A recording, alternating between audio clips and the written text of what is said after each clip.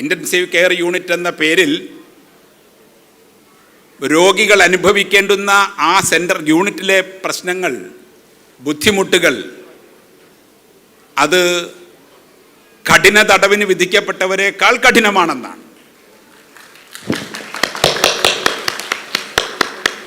എന്ന് മാത്രമല്ല, മരിച്ചു കഴിഞ്ഞാലും രോഗിയെ പീഡിപ്പിക്കുകയാണ്.